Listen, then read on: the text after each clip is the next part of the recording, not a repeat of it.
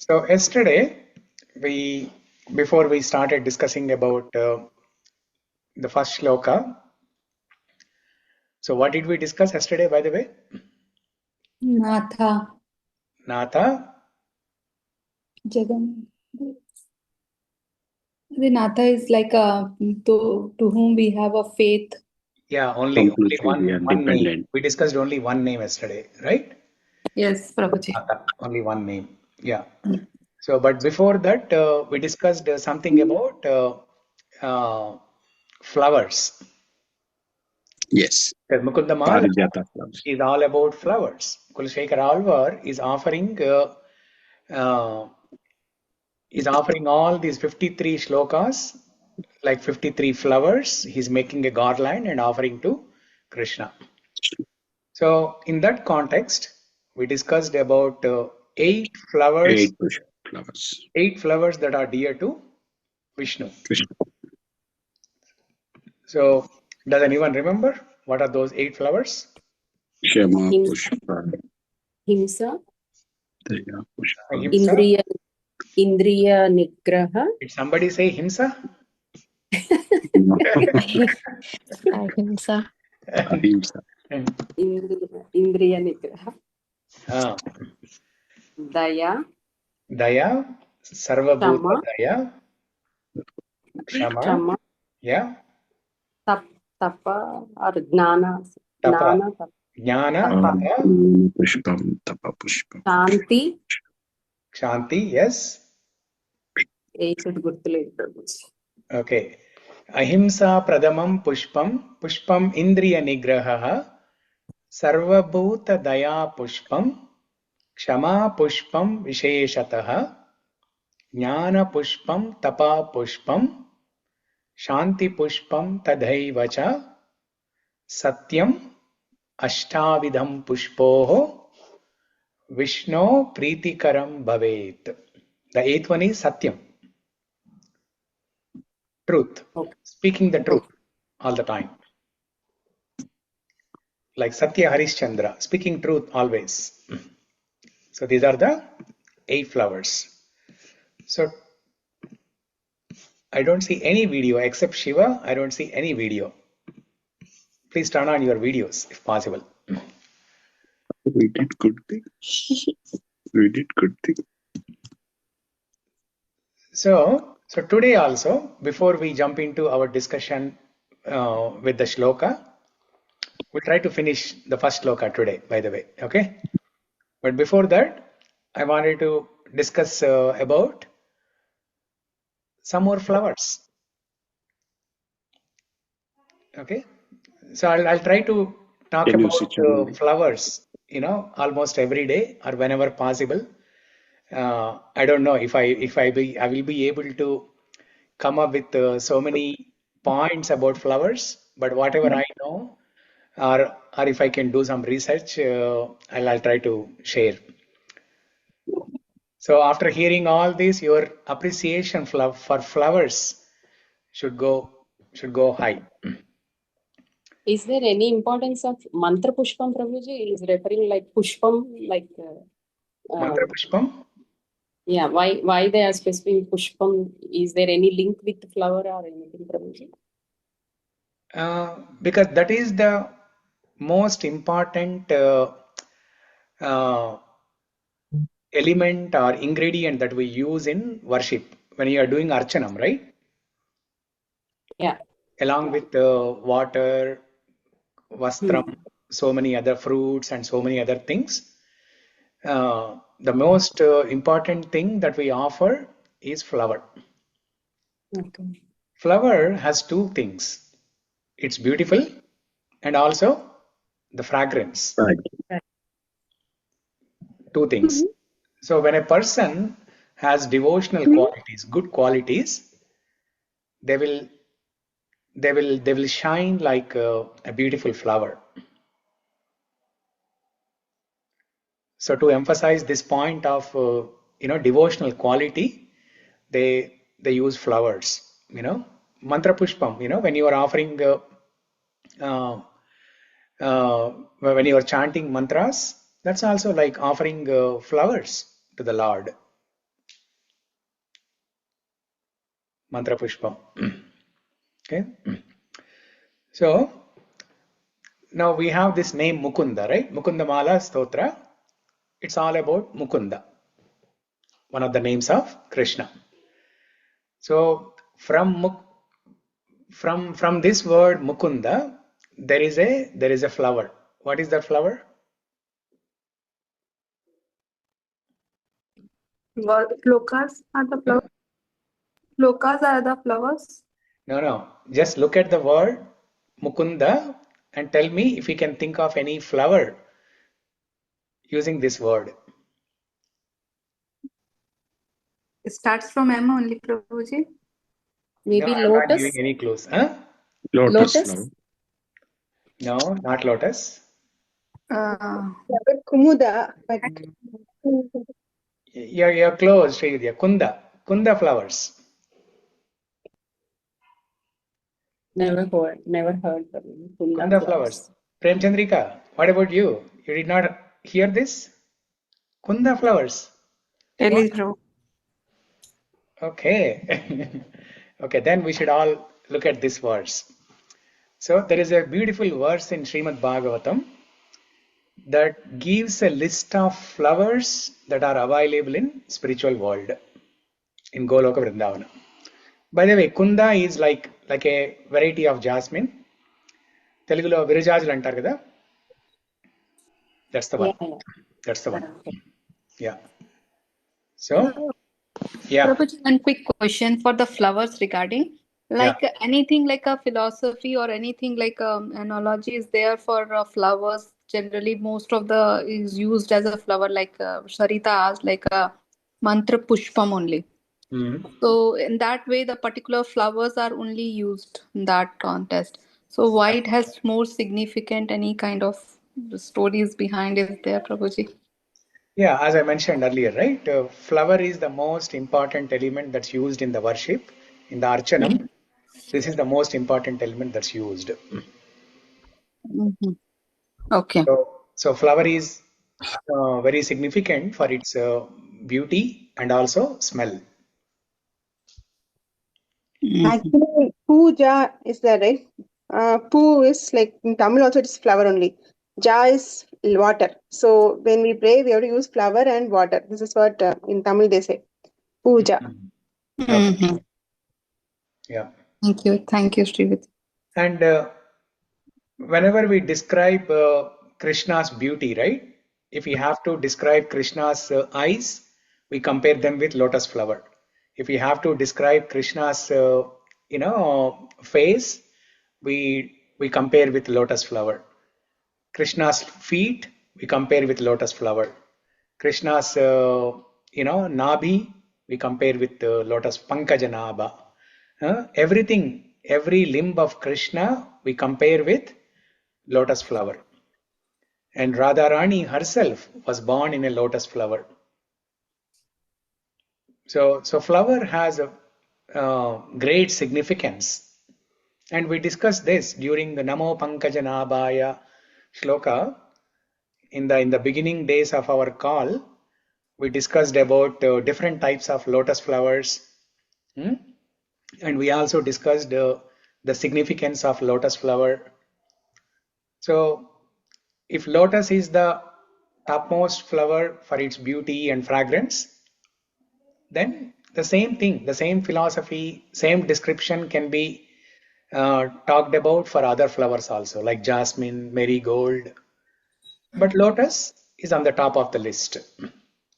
Whatever philosophical points that we discussed that day, they all apply for any flower in general. Okay. So now let's look at this beautiful shloka from Srimad Bhagavatam that has different types of flowers. It's a beautiful one. This is from Srimad Bhagavatam, Canto 3, Chapter 15, Shloka number 19. Description of the kingdom of God. So description of the spiritual world, basically. So Canto 3, it talks about material world and also spiritual world. There is a description of how the material world is created, what are the different layers in the material world, and it also describes spiritual world so that we get attracted to the spiritual world. We develop some kind of interest to go there. And Harivilas Maharaj always says this beautiful point that only in our Vedic literature there is a description of spiritual world. No other religion, only our Sanatana Dharma has this description of spiritual world. No other dharma. I mean, all other dharmas are man-made, like Islam, Christianity, Jewish. All other religions, they do not even know how the spiritual world looks like. There's no description in their literature. So that's the beauty and greatness of our Vedic literature. There is so much description of spiritual world. Okay, so this is the shloka. This is like Brahma Samhita meter. First I'll recite the entire shloka, then we'll go line by line. Okay. Mandara kunda kurabotpala champakarna punnaga naga bakulambuja parijata gandherchite tulasika bharanena tasya yasminstapasu manasa bahumanayanti. Okay, now we'll go line by line. I'll recite one line, you repeat after that.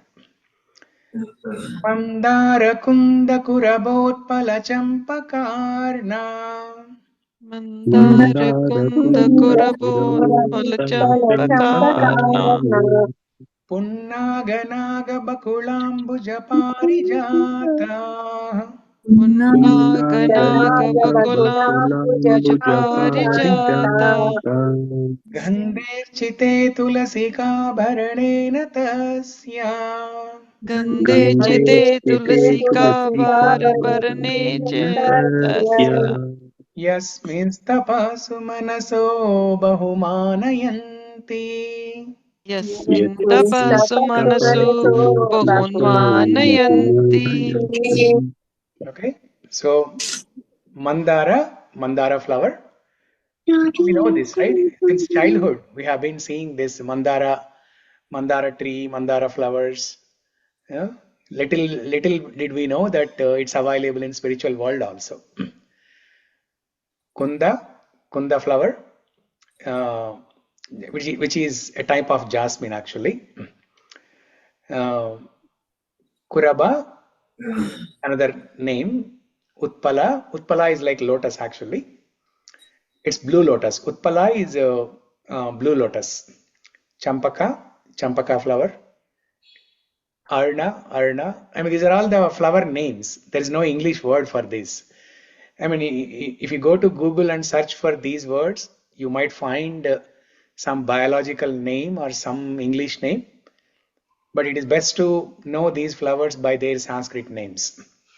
Punnaga, Naga, Bakula, Ambuja. Ambuja is lily. Parijata. I think 2 days ago we discussed the story of Parijata Apaharanam, right? Parijata is another type of jasmine. Gandhe, the fragrance from these flowers. Archite, being worshipped. Tulasika, tulasi with tulasi leaves. Abharanena, with a garland. Tasya, of her. Yasmin, in which Vaikunta. Tapa, austerity. Sumanasa, good-minded. Vaikunta minded. Bahu, very much. Manayanti, glorified. Okay, so Sarita, can you read the translation? Yes, Prabhuji. All the flowering plants like the Mandara, Kunda, Kurabaka, Utpala, Champaka, Arna, Punnaga, Nāga-śayana, Bakula, Lily, and Parijata are full of transcendental fragrance. They are still conscious of the austerities performed by Tulasi. For Tulasi is given special preference by the Lord, who garlands himself with Tulasi leaves. Tulasi leaves. Yeah. So the point to note here is there are two things that we learn here, right? One is we know the list of not the complete list. This is a partial list of the flowers available in spiritual world.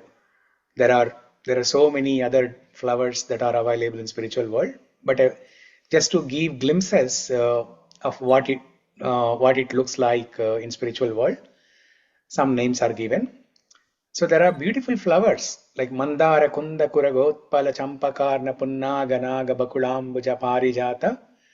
These are all beautiful flowers. They are beautiful. They give beautiful fragrance. But what does Krishna do?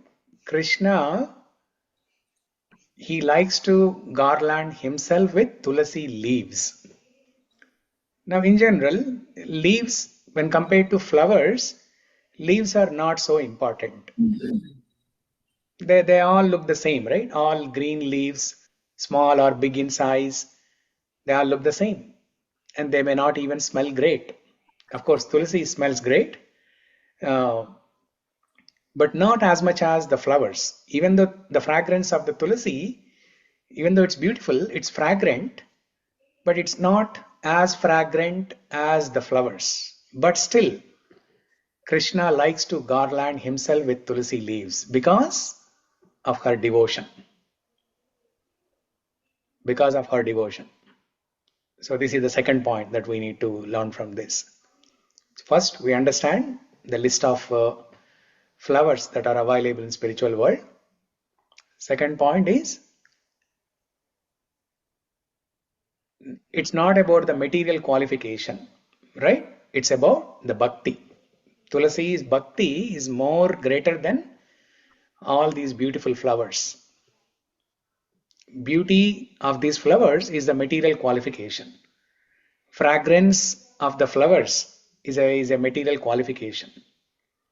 But Tulasi has bhakti, devotion, great devotion, unalloyed devotion for Krishna. In fact, Tulasi is Bhakti Devi. She is the one who gives bhakti to us. The other day we discussed this, right? Sri Vidya asked, what is the technique to intensify our bhakti?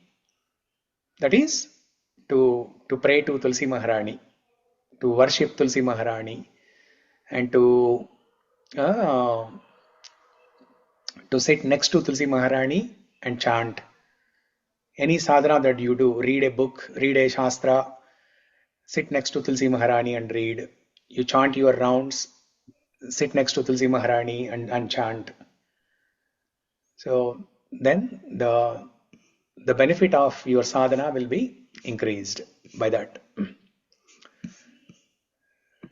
So here flowers are telling flowers are not, I mean fragrance or flowers are not important, they are telling. Or no, flowers are important, but more than the flowers, Tulsi leaf. okay. So we are comparing flowers with leaves. Okay.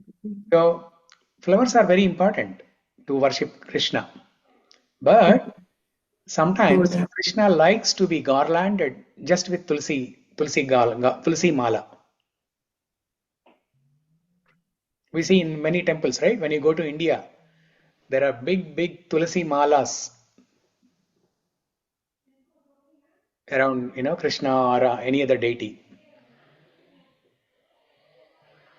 Venkateswara స్వామి కూడా వేస్తారు కదా ప్రభుజీ. వెంకటేశ్వర స్వామికి even తిరుపతిలో కూడా అందరూ వేస్తారు. Yeah, Narasimha Swami. In fact, on Sunday, we had Jagannath Ratha Yatra festival, right? So somebody made a beautiful tulsi mala, just like how you see in India actually. Because here it's very rare to get so many tulsi leaves from one home. So there's one devotee, they stay opposite the temple. They have multiple tulsi maharani plants at their home. So they made a beautiful tulsi mala and they wanted to offer to Jagannath, but I think by that time Jagannath has already left for Radha Yatra, and then later they garlanded Narasimha Swami. So it was very, very beautiful. So that's the point we need to learn from this, the devotion of Tulsi. Prabhuji, just Oh, now, yes. Wow. Wow. Beautiful. See, we are just talking about. just now my father got that. Thank you. Thank you, uncle. Namaskaram. Yeah. Wow.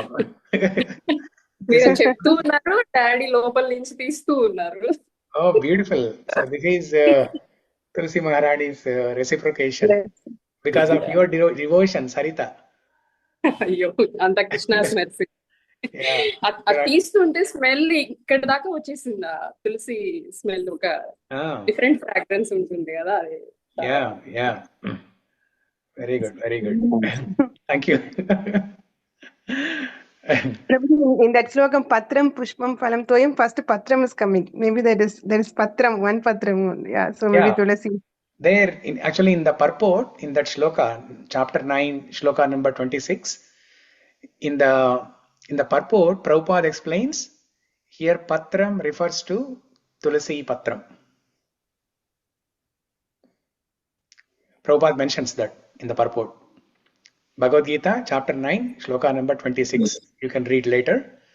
So 9.26, Prabhupada writes, it's patram means Tulsi leaf. And we discussed about Tulsi Parijata Apaharanam and then Śrī Krsna Tulabharam story, right? 2 days ago we discussed that. As soon as the Tulsi leaf is offered on the other side of the plate in the balance, then it comes up. So that's the power of Tulsi. So it's a beautiful shloka from Srimad Bhagavatam. Mandara kunda kura bhotpala punna ganaga bakulambuja parijata. These are the type of shlokas we should memorize. So tomorrow we'll discuss about Vaijayanti Mala. How many of you know about Vaijayanti Mala? What are the different flowers that are used in Vaijayanti Mala? What's the significance? What's the meaning of Vaijayanti Mala? All those things we'll discuss tomorrow. But today, let's finish this first shloka of Mukunda-Mālā-Stotra. So today we need to discuss Nāga-śayana and Jagan-nivāsa. So 2 names are remaining.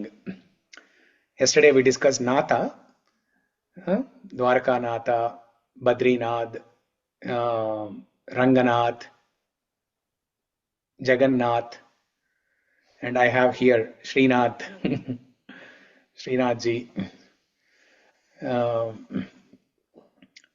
Okay, next word is Nāga-śayana. Nāga-śayana means one who sleeps on Sheshanag. Sheshanag, Ananta Shesha. Who is Ananta Shesha?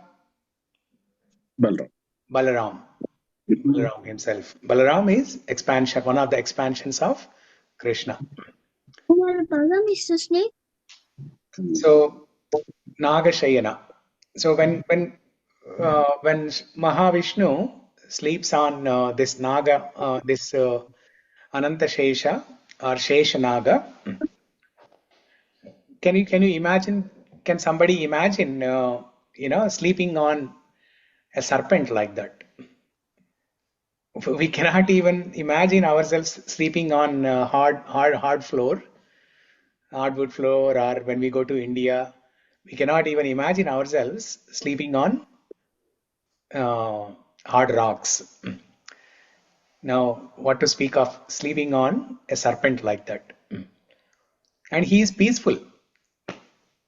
Vishnu, even though he's sleeping on very fearful serpent like Ananta Shesha, Sheshanag, he's peaceful. Shantakaram Bhujaga-shayanam Padmanabham Suresham Vishwadaram Gagana Sadrusham Meghavarnam Shubhangam. So Shantakaram Bhujaga-shayanam. So Bhujaga is also same thing. Bhujaga, Sheshanag, Ananta Shesha, these are all same. Shantakaram Bhujaga-shayanam. He is sleeping on serpent, but still he is Shantakara. He is peaceful. He's not only peaceful when he's sleeping on comfortable, golden bed or silk bed. He's not only peaceful when he's sitting on a golden throne, or a very comfortable, soft cushioned throne, but he is also peaceful when he is sleeping on a serpent. Because serpent, it's not first of all, the surface itself is not even, and it's moving. It's moving, right? The coils of the serpent are moving up and down. So how can somebody be peaceful in that state? But Lord is beyond all these disturbances. So yesterday we discussed what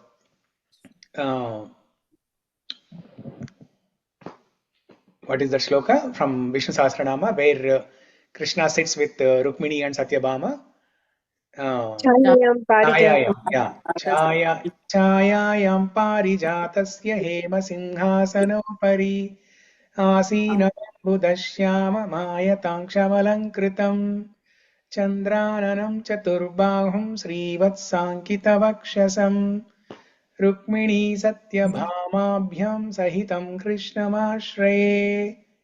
Along with Rukmini and Satyabhama, Krishna sits on Hema Singhasana, on a golden throne. And he is peaceful there. Chayayam Parijatasya Hema Sinhasanopari Asinamam Budashyama Mayatakshamalankrutam. So he is peaceful there, definitely, right? He is sitting with Rukmini and Satyabhama. Chayayam Parijatasya, under a Parijata tree, under the shade of a Parijata tree. Hema Simhasanopari, on a golden throne he is sitting. He is definitely peaceful.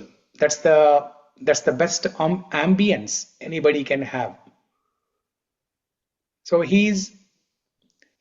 Vishnu or Krishna is as much peaceful on Ananta Shesha or Sheshanag as much as he is on the Hema Simhasana. For him there is no difference when he is sleeping on Ananta Shesha or when he is sitting on Hema Simhasana. He is equal. There is no difference. So the philosophical point that we need to learn from this is we should learn to tolerate the dualities of material world and remain peaceful, both in good and bad, in distress and happiness, heat and cold. We should remain balanced, like Sthita Prajna. So the Lord is showing this by his own example, by his own acts. He is showing this principle. So that is one point that we need to learn from this Nāga-śayana, nāga-śayaneti. That's the word in the sloka, right? Nāga-śayana. So this Nāga-śayana or Ananta Shesha or Sheshanag is Balaram. Now what is Balaram known for? What is Balaram known for? The name itself is Balam. Yeah, he gives the strength. He gives the spiritual strength to us. That's good. Devotion to. Devotion, more specifically, devotion has many limbs, right? So, more specific. Service. Very good, very good. Balaram is known for service. In Dwapara Yuga, Balaram was born as Balaram. In Treta Yuga, Balaram appeared as Lakshmana. In Kali Yuga, when Lord Krishna appeared as Chaitanya Mahaprabhu, Balaram appeared as Nityananda Prabhu. And in all these three yugas, we see how Balaram has been serving the Lord. Balaram is elder to the Lord. Balaram is elder brother.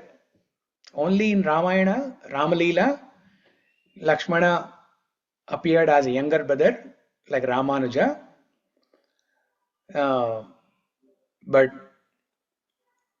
But in other yugas, he appears as elder brother. Even though he is elder, he is serving. He is serving his younger brother, Krishna or Chaitanya Mahaprabhu here.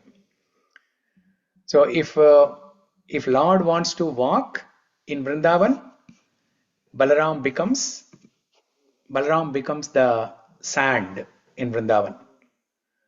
If Lord wants to sleep, Balaram becomes a bed. If Lord wants to sit, Balaram becomes a simhasana. And the umbrella also, Prabhuji. Umbrella. Yeah. If Lord wants to wear footwear, padukas, Balaram becomes padukas. Whatever the Lord wants to do, Balaram facilitates that. He is ready to serve. He is ready to serve. So this is the mood that we need to inculcate, the service mood. Different people like different services. If you like making garlands, to offer to the deity, you can take that service and do that consistently every day. If you like cooking in the temple, you can take up that service. If you like pot washing, you can take up that service. If you like preaching, you can take up that service. So different services are available. So you can take up some service that inspires you. So two things from this Nāga-śayana that we need to learn.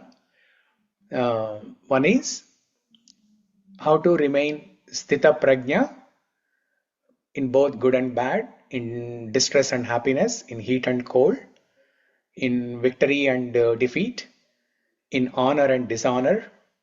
These are the dualities. We need to remain sthita prajna. That is the first lesson. Second lesson is service mood. How to develop this mood of service. Okay. So that's about Nāga-śayana.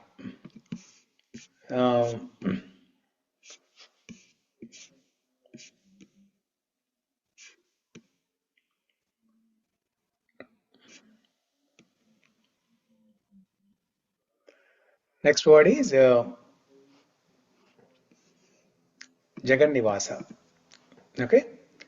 Jagan-nivāsa means there can be two meanings. One meaning is that Lord who resides in every living entity. Or Jagan-nivāsa also means everything in the material world and also spiritual world rests upon that Lord. Resting upon that Lord. That means eventually everything is supported, is maintained, is everything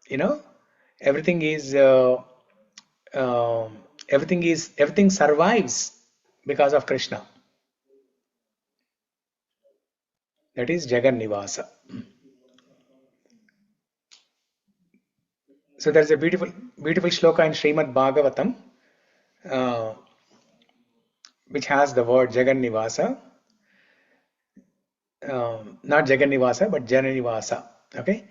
Jayati Jana-nivāso Devaki Janmavado Yaduvara Parishatsvai Dhorbirasyanna Dharmam Sthirachara Vrijinagna Susmita Shrimukena Vrajapuravanitana Vardhayan Kamadevam. Jayati Jana-nivāso. Similar to Jagan-nivāsa, Jana-nivāsa there. Jayati Jana-nivāsa. All glories to that Lord who is Jana-nivāsa. Jana-nivāsa means that Lord who resides in all the people, in all the living entities. Human beings, animals, insects, trees, everything. Jana-nivāsa. And other way also. All the living entities live in Krishna. They rest upon Krishna. Krishna resides in every atom in the material world. Krishna resides in every living entity in the heart region, jagan-nivāsa, and and vice versa. All the living entities rest upon Krishna. Jagan-nivāsa.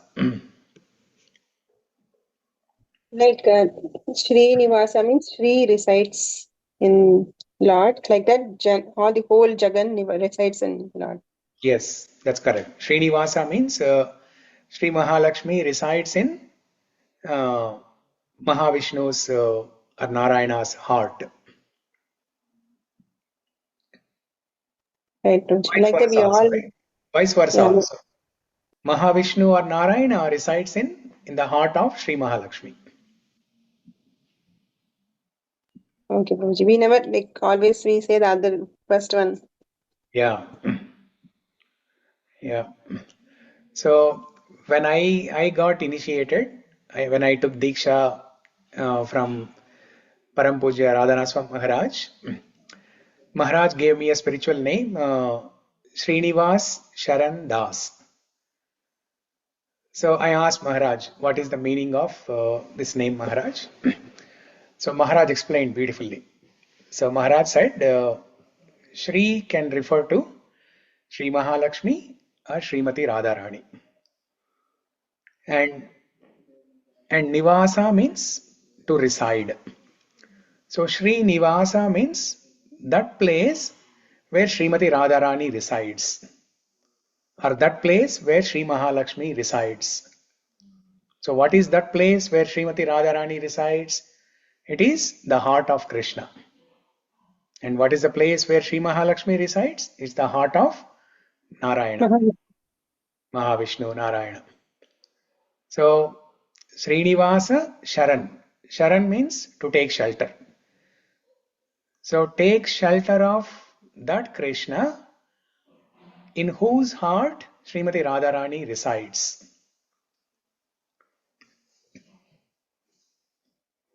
Take shelter of that Krishna in whose heart Srimati Radharani resides. So this is the definition given by Maharaj. Thanks for sharing. Yeah. Yeah, all the time we keep hearing Śrīnivāsa, right? Venkateshwar Swami, we keep hearing Śrīnivāsa, but we never try to understand the meaning of it. So, Śrīnivāsa. And then the last line of the shloka, ālāpinam prati-dinam kuru mam Mukunda. So what is Kulshekar Alvar saying here? He's praying to Mukunda, Bhagavan Śrī Krishna, to make him as a reciter of these names every day, prati-dinam. Ālāpinam prati-dinam kuru mam Mukunda. So if you go online on Google and search for Mukunda-Mālā-Stotra shlokas, in some versions you will see this last line of the first shloka as Pratipadam, Ālāpinam Pratipadam Kurumam Mukunda. In some versions you will see Ālāpinam Pratidinam Kurumam Mukunda. So our ISKCON version is Ālāpinam Pratidinam Kurumam Mukunda. Okay, but both have significant meaning. Pratidinam or Pratipadam. Ālāpinam Pratipadam Kurumam Mukunda means, O Lord, please make me the reciter of all these names. Pratidinam means, O Lord, please make me reciter of all these names every day. Pratipadam means, yeah. Padam means what, Prabhuji? I didn't get that. Pratidinam means daily. Yeah. Pratipadam means? Pratipadam, every word. Oh, every word. Okay. Yeah, padam means word, every padam. Oh. Actually, since you asked, something just strike me. Pratipadam can also mean at every step, in every walk of our life. Correct. The Sanskrit word padam, I mean, each word of Sanskrit can have hundreds of meanings.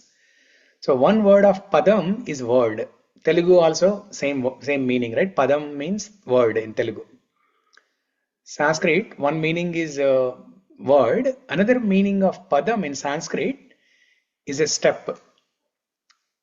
Padam means step. Telugu, that's it, Telugu. Padam. Okay. Yeah, in Telugu, padam means step. But in Sanskrit, padam means step.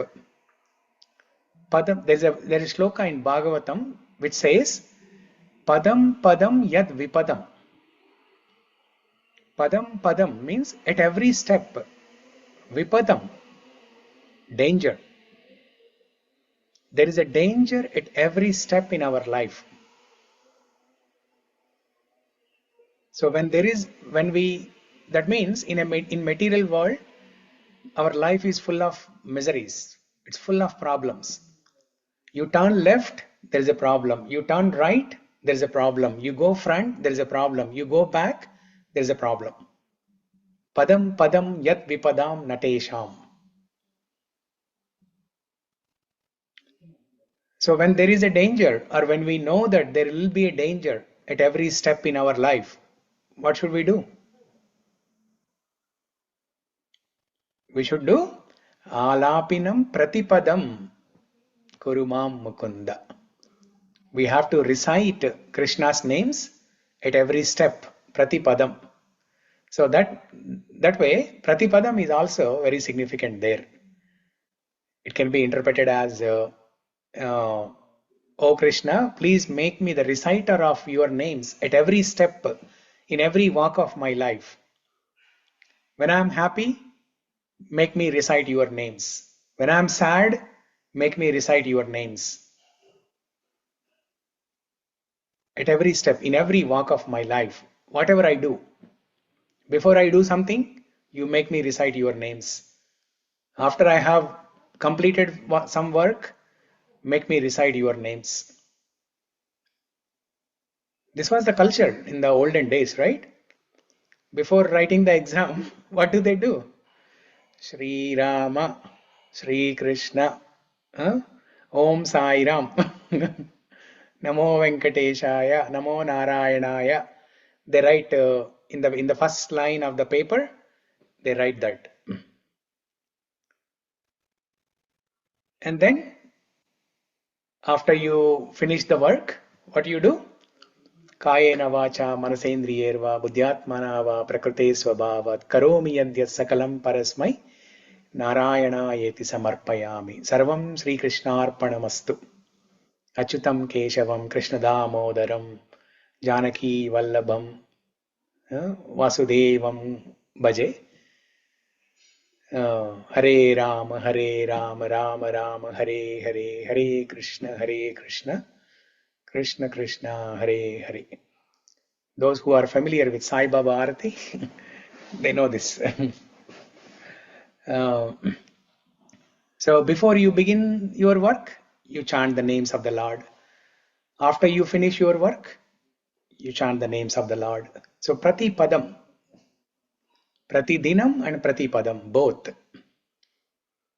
And Krishna himself asked to do like this in Bhagavad Gita. Satatam kirtayanto mam. Satatam means always. Kirtayanto mam. Always sing my glories. Always chant my names. Always sing my glories. Sing my glories means you read Bhagavatam and glorify me. You read some stotram, glorify me. Vishnu Sahasranama Stotram. When you recite Vishnu Sahasranama Stotram, you are glorifying the Lord. That is Satatam Kirtayanto Mam. That's why there is a tradition, culture, in all regions of India, where they recite the names of the Lord either in the form of Vishnu Sahasranama, Hanuman Chalisa, or Śrī Krishna Ashtakam, Ashtotra Shatanamavali, like that, different cultures have different types of worship. But one thing that is common in all worships is chanting the names of the Lord every day. Satatam kirtayanto mam yatantascha dridavratah namasyantascha mam bhaktya nitya yukta upasate. Krishna tells this in chapter 10 of Bhagavad Gita. Always sing my glories, worship me with great determination. Yatantascha dridavratah. Dridavratah means with great determination you worship me. With great determination you sing my names every day. Prabhuji, here he has mentioned ālāpinam, right? What does that specific word mean, Prabhuji? He could have told some other word like for. Yeah. Like the general word for singing is Geetam, right? Yes, or kirtanam, kirtaniya. Kirtanam, Geetam. Kulshekara Alvar could have used another word like that. But ālāpinam, that indicates that we should recite names of the Lord melodiously, like a song. Oh, okay, Prabhuji. Like a song. Okay? Generally, Kirtanam or Geetam means you can just read. You can just read like a sentence or a paragraph. That's also Kirtanam. If you are reading some text like Telugu or Tamil or English text, saying that Krishna is sitting with Rukmini and Satyabhama under a shade of Parijata tree, sitting on a golden throne. This is also. So, Prabhuji, whatever we are doing now, Harikatha also comes under Kirtanam, Yes, Prabhuji. yeah, this is also Kirtanam. Yeah. No But need of all any this, meter. No need of any meter or like singing and all. Just even discussing about Hari is Kirtanam only. that is also Kirtanam. Yes, that's also Kirtanam. But when Kulshekara Alvar said ālāpinam, that indicates a specific thing. That is reciting the names of the Lord in a melodious way, like a song.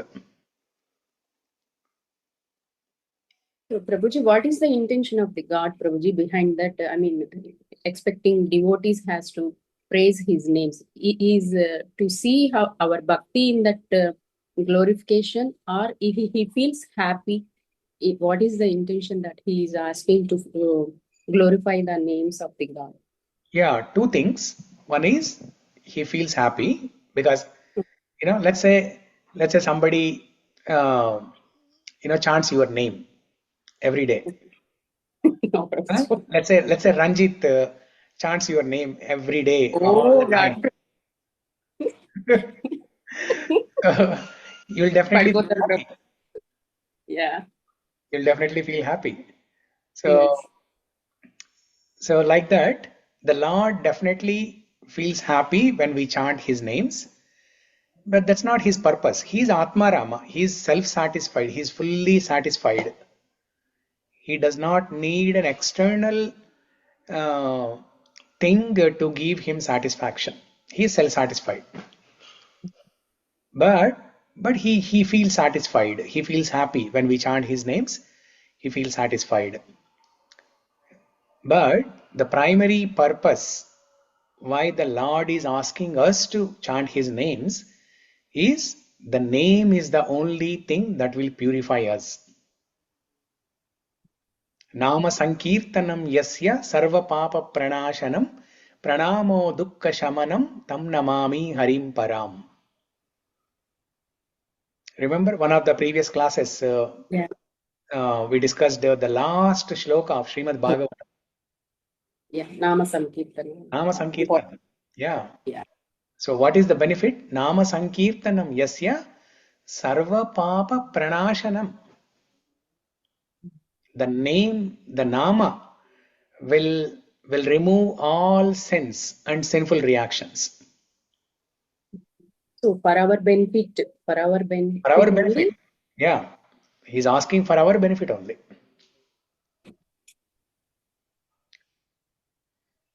So Nama Sankirtana purifies our mind and thank you.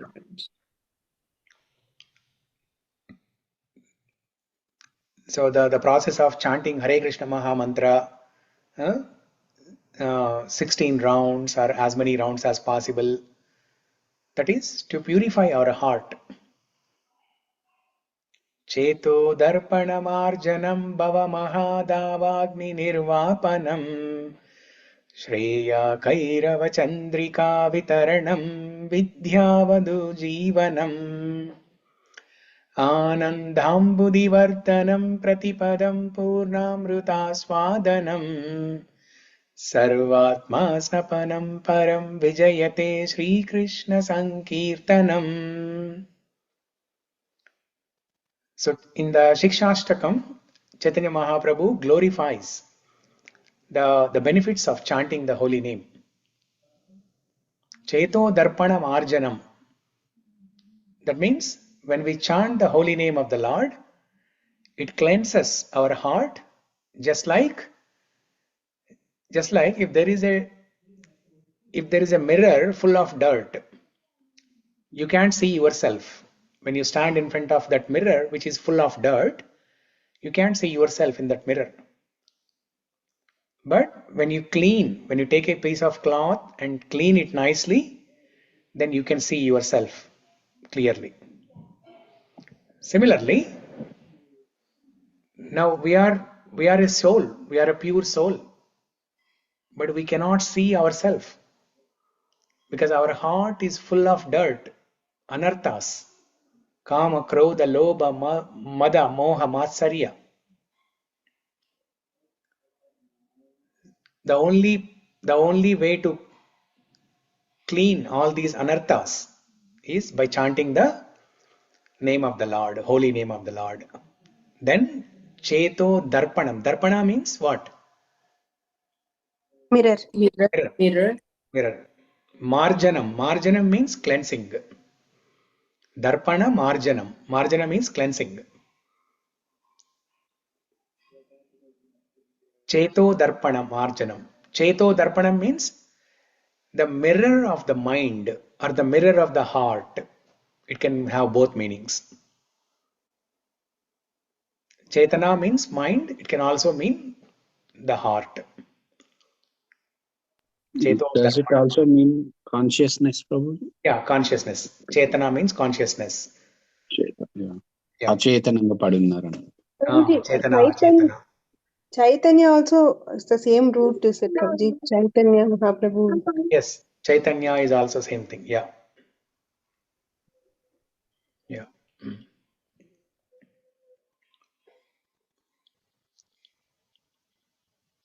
So, yeah, there are beautiful shlokas describing the glories of chanting the holy name.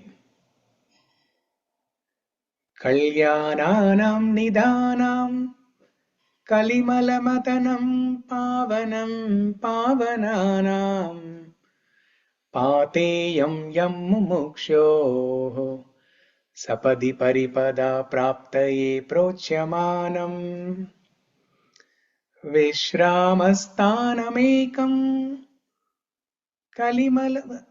kavivaravachasam jivanam satgananam bijam dharmadrumasya prabhavatu bhavato bhutaye Krishna nama. Kalyananam nidanam. Kalyanam means this chanting of Krishna nama is all auspicious. Kalyanam means auspicious.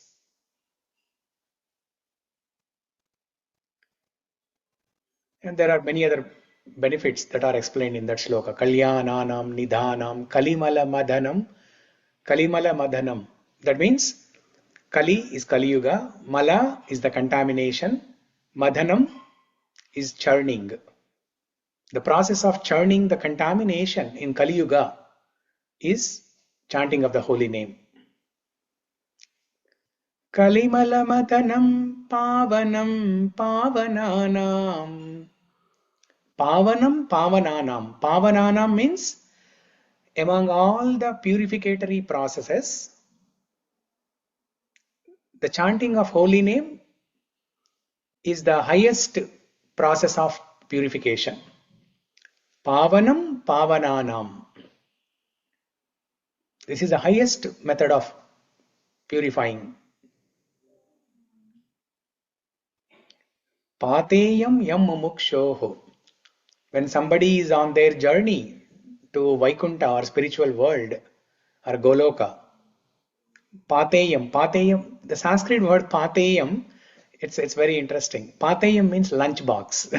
When you are going to office or school, you take a lunch box, right? So Pateyam means lunch box. When you are going on a long journey in train, you carry some food for the journey, right? So like that, when we are on the journey to spiritual world, what is our lunch? What is our food for the journey? Krishna Nama. Vishramastanamekam. When you are resting, let's say when you are going from Seattle to Vancouver, 3 hours journey. So you want to rest for 5-10 minutes at some resting place. Vishramastanam. Similarly, when you are on the journey to spiritual world, you will be resting at some place, right? In every life, we are resting in one body. In one life, we are resting in human body. In another life, we are resting in another human body in a different family. But in every resting place, what is our instrument? Krishna Nama. Vishramasthānamekam kavivaravachasam jivanam sajjananam. Jivanam sajjananam. Sajjana means, what's the meaning of the word sajjana? Good Good people. people are Good people, saintly Mahapurush. people, sadhus, devotees. Jivanam means life. The life of saintly people. What is the life? What is the life of saintly people? Krishna Nama. Jivanam sajjananam. Who is saying this? Kavivara vachasam. Kavivara. Kavi is poet. Kavivara means the best of the poets. In Sanskrit, when you have this word vara, it indicates best. Kavivara vachasam jivanam sajjananam. Beautiful, beautiful shlokas. In fact, in Mukunda-Mālā-Stotra also, there is a shloka that glorifies chanting of the holy name. That we will discuss tomorrow. It's almost done. Shatruchedaika mantram sakalam upanishad vakya sampujya mantram. We'll recite and discuss that tomorrow. It's not the second shloka, but towards the end. So with this, we successfully complete the first shloka. Śrī-vallabheti vara-deti dayā-pareti bhakta-priyeti bhava-lun hana-kovideti nātheti nāga-śayaneti jagan-nivāsa ālāpinam prati-dinam kuru Mukunda.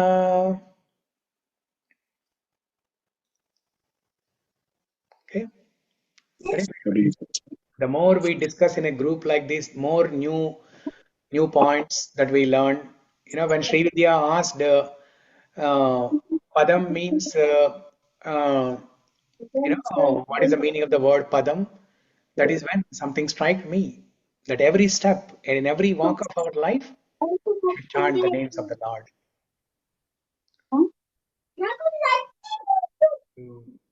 This is how we should learn, word for word meaning of every shloka.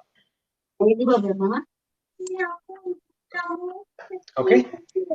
It's 10 o'clock. I think we can pause here. Somebody has any quick question, comment, reflection? You can speak.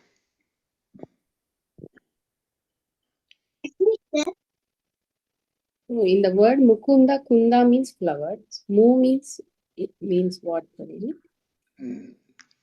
No, Mukunda means Muktim dadati iti Mukunda. Okay. Kunda is flower name. Yeah, there is another meaning of Mukunda that I'll explain tomorrow. Mukunda, actually Kunda has several meanings. Kunda means flower that we discussed in the beginning of the class. Kunda also means teeth. Okay, so we'll discuss about this word Mukunda tomorrow because this is the last word in this first shloka, and then last word in the second shloka also, and the first word in third shloka, and the whole stotram is Mukunda-Mālā-Stotra. So we'll discuss about Mukunda tomorrow. So we entered one flower Kunda into the garland today. We have offered one flower. One Krishna. flower. Yes, we have offered. Yes, you're right. We have offered one Kunda flower to Mukunda. Kunda. One Yeah. Kunda flower to Mukunda.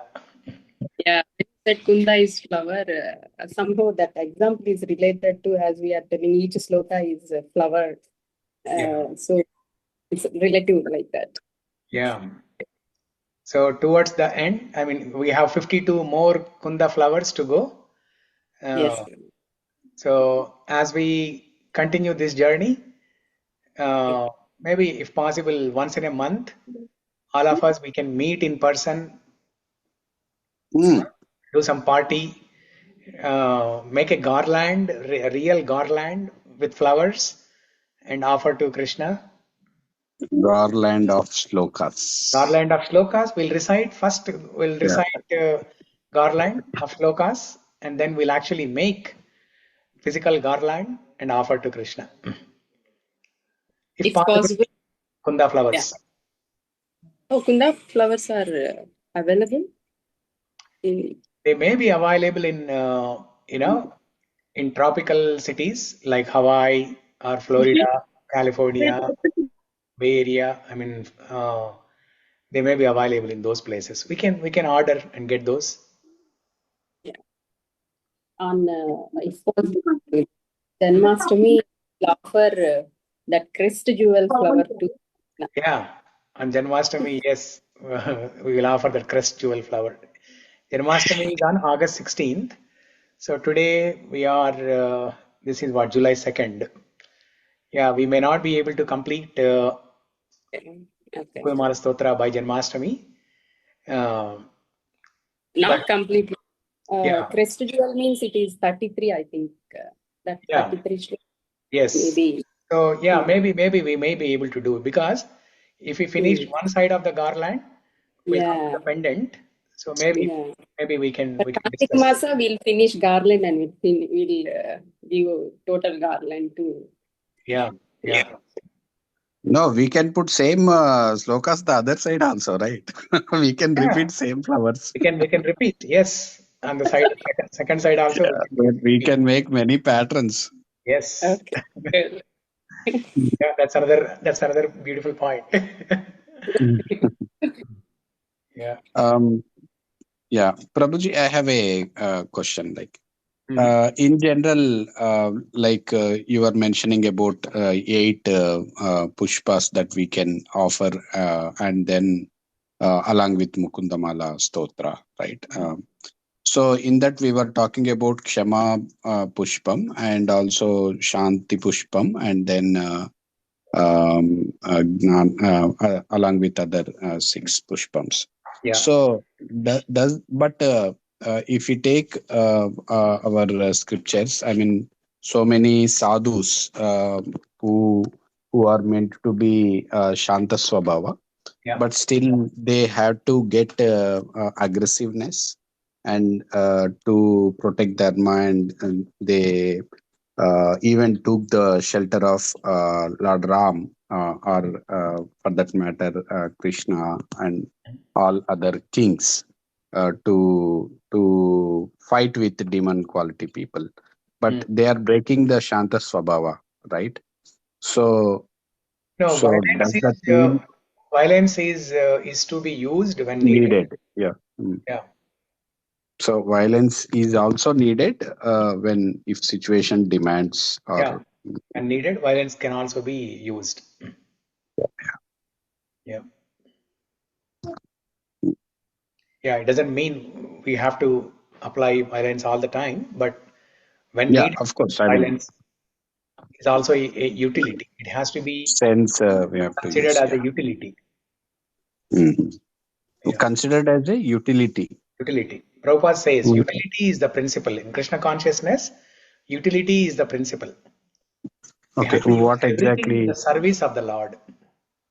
Okay. Utility means in the service. Oh, utility means in the service of Lord, we can use our angriness, you mean. Okay. Yeah. See, we have utilities, right? Like water, electricity, gas. These are utilities. That okay. Means, the utility companies, Puget Sound Energy is a utility company. So they are providing this service to us. So like that, we have to use everything as a utility in the service of the Lord. Okay. Including angriness, we should use it as anger, a utility. Yeah. Okay. Yeah. Like Hanuma. Hanuma used his anger to burn Lanka. That's a service. Yeah. Yeah. Okay. So it's 10:03. Yes, I think we can stop here. Bhakti Thank you everyone Studio. for joining. Hare Krishna. Grantaraj, Mukunda-Mālā-Stotra ki jai. Jai. Shekhar Alvar ki jai. Srila Prabhupada ki Jai. Hare Bol. Hare Krishna. Thank you, Prabhu. Hare Krishna.